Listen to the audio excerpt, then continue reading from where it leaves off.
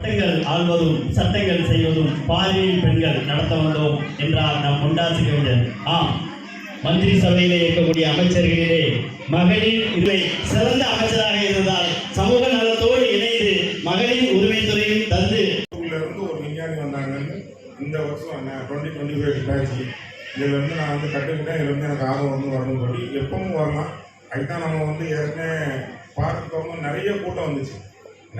அறிவியல் மனப்பான்மையை குழந்தைகளிடமும் மாணவர்களிடமும் தோற்றுவிக்க வேண்டும் என்ற ஒரு நோக்கத்தில்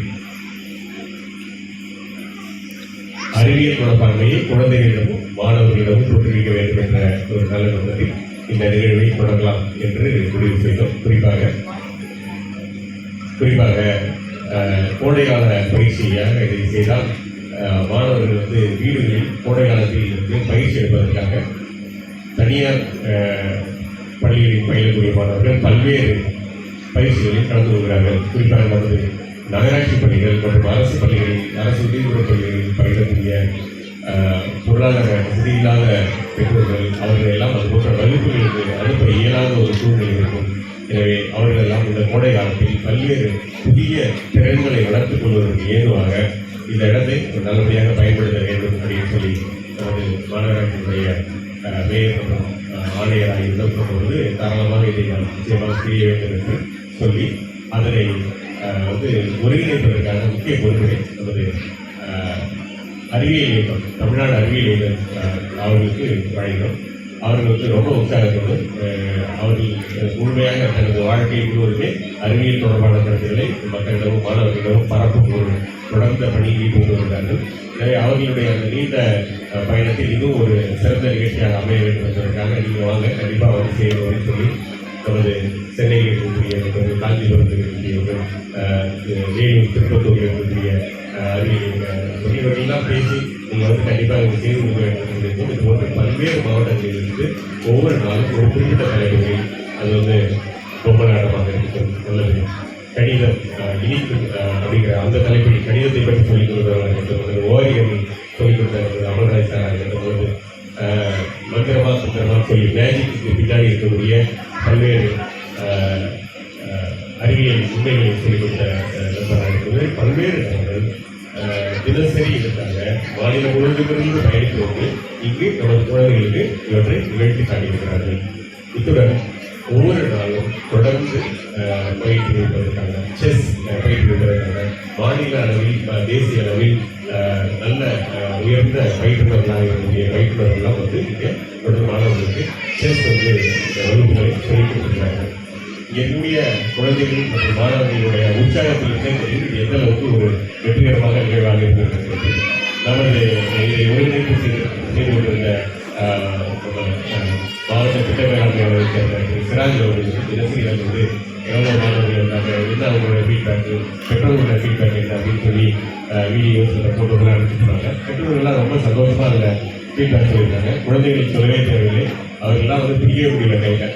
அந்த அளவுக்கு அவங்க ஓடி ஆடி விளையாட்டு இந்த தொழிலுடைய அனைத்து அறிவியல் கருவிகளையும் கிட்டத்தட்ட எல்லாத்தையும் கையாண்டு முழுமையாக சில கருவிகள் அதில் பழுதடைந்து கூட போயிருக்கிறது போடுது. ஏனென்றால் அதை தொடர்ந்து பயன்படுத்திட்டு இருந்தால் அது நல்லா இருக்கும். பட் இப்போ அதை திருப்பி சரி பண்ண வேண்டும்.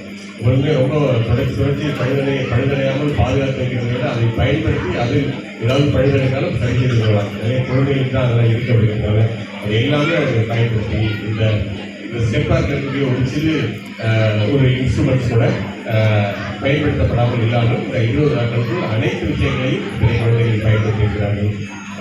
குறைந்தபட்சம் ஒரு நாளைக்கு 300க்கும் மேற்பட்ட குழந்தைகளும் மாணவர்களும் வருகை இருக்கிறார்கள். அவர்களை தொடர்ந்து ஒரு 120க்கும் மேற்பட்ட மாணவர்கள் தொடர்ந்து வருகை இருக்கிறதாக சொன்னார்கள். தொடர்ந்து 23 நாளுமே தொடர்ந்து வந்துருக்காங்க. இது போன்ற பல்வேறு தரப்பிலிருந்து வெளியூரிலிருந்து கோயில்பட்டியிலிருந்து இந்த மாதிரி பல்வேறு ஊர்களிலிருந்து ஒவ்வொருவர்களெல்லாம் இங்கே பங்கெடுத்து இருக்கிறாங்க.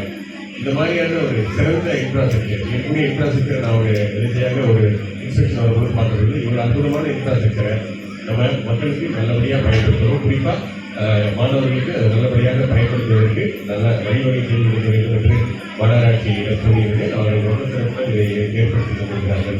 இவ்வளோ அற்புதமான ஒரு இன்ஃப்ராஸ்ட்ரக்சரை இந்த கோடை காலத்தில் மாணவர்கள் பயன்படும் வகையில் சிறப்புற ஏற்பாடு செய்த தூத்துக்குடி மாநகராட்சிக்கும் மாநகராட்சி, மேகமலை மாநகராட்சி ஆணையாளர்களுக்கும் இதற்காக பல மாநிலத்தில் பல பகுதிகளில் குழந்தைகளுக்காக சிறப்பை எடுத்து பல்வேறு கலைகளையும் பல்வேறு அறிவியல் கருத்துக்களையும் இங்கு தெரிவித்த நமது அறிவியல் நண்பர்களுக்கும் இதற்காக பல்வேறு தன்னார்வலர்கள் ஒவ்வொரு இன்ஸ்ட்ருமெண்டையும் எப்படி இந்த அறிவியல் செயல்பாடுகள் இருக்கின்றன என்பதை செய்வதற்காக தன்னார்வலர்களாக இருந்து ஒரு வானொலி மன்றத்தில் பணிபுரிந்து கொண்டிருக்கும் தன்னார்வலர்கள் ஒரு 10-15 பேருக்கு மேல் இங்கு ஒவ்வொரு கருவியை பற்றியும் எக்ஸ்பிளைன் பண்ணி சொல்லிக் கொண்டிருக்கிறார்கள். அவர்களுக்கும் மற்றும் இங்கு வருகைக்கூடிய பெற்றோர்களுக்கும் குழந்தைகளுக்கும் எனது மனமார்ந்த நன்றிகளையும் வாழ்த்துக்களையும் தெரிவித்துக் கொண்டு இந்த இடத்தை மென்மேலும் நான் பயன்படுத்திக் கொள்ள வேண்டும் என்று அன்போடு கேட்டுக்கொண்டு நன்றி.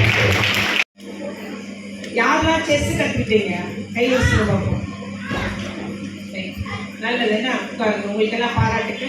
ஏன்னா செஸ் விளையாட்டு என்பது வெறுமனே சாதாரண விளையாட்டு கிடையாது. நம்முடைய சிந்தனை சக்தியை தூண்டக்கூடிய ஒரு விளையாட்டு.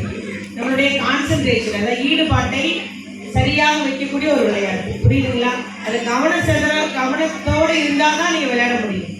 கவனம் இல்லைன்னா செஸ் விளையாட்டு விளையாட முடியும்.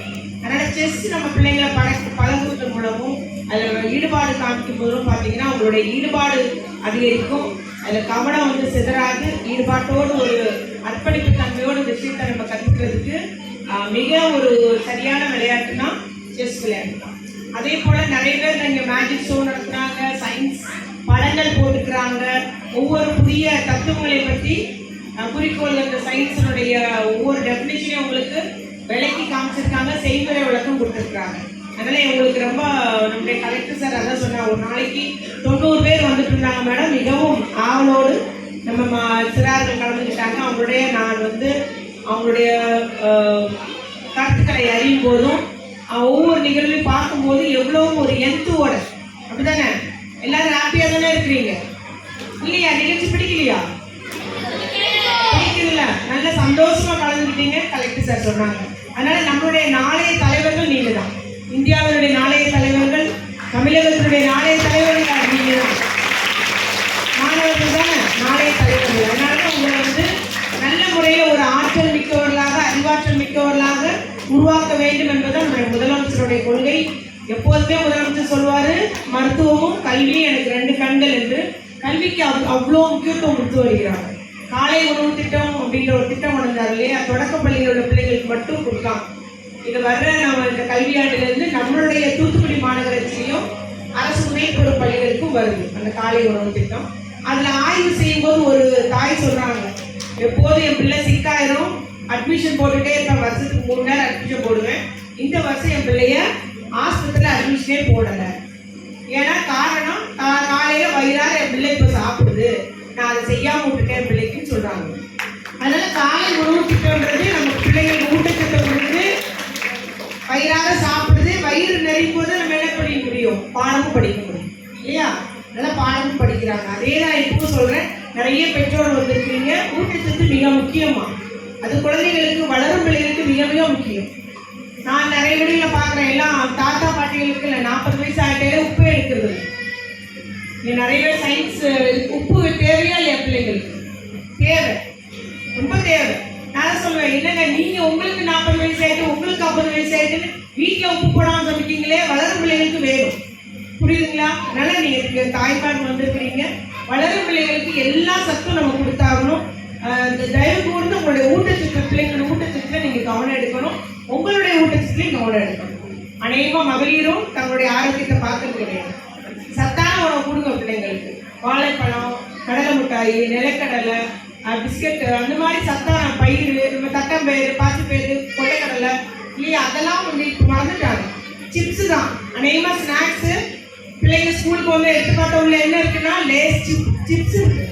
அது யூஸே கிடையாது, கெடுதல். அதில் உள்ள புளிப்பு நமக்கு வயிற்றுல புண்ணு உண்டாக்குது, கெடுதலானது. அதெல்லாம் கொடுக்காதுங்க. அதே மாதிரி நல்லா தண்ணி குடிக்க சொல்லிக் கொடுங்க. எப்போதும் கையில் பிள்ளைகளை தண்ணியோடு அலைய சொல்லுங்க. நல்லா தண்ணி குடி. நிச்சயம் நீ டாய்லெட் போய் நம்பர் 1 போகணுன்னு சொல்லிக் கொடுங்க பிள்ளைங்களுக்கு. யூரின் பாஸ் பண்ணணும்னு சொல்லிக் கொடுங்க. ஏன்னா அதெல்லாமே இப்போ பார்த்தீங்கன்னா 18 வயசு 21 வயசு பையன்லாம் கிட்னி ஃபெயிலியர் வரும்.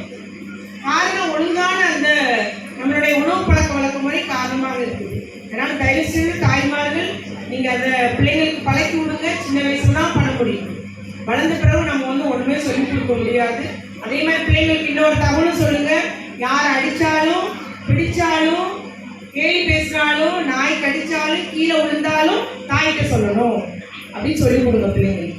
சொல்லுவீங்களாம்மா நீங்கெல்லாம்? என்ன நிகழ்வுனாலும் அம்மாட்ட போய் சொல்லிடணும். டீச்சர் அடிச்சாலும் சொல்லிடணும், ஃப்ரெண்ட் அடிச்சாலும் சொல்லிடணும், ரோட்ல விழுந்தாலும் சொல்லணும். புரியுதா?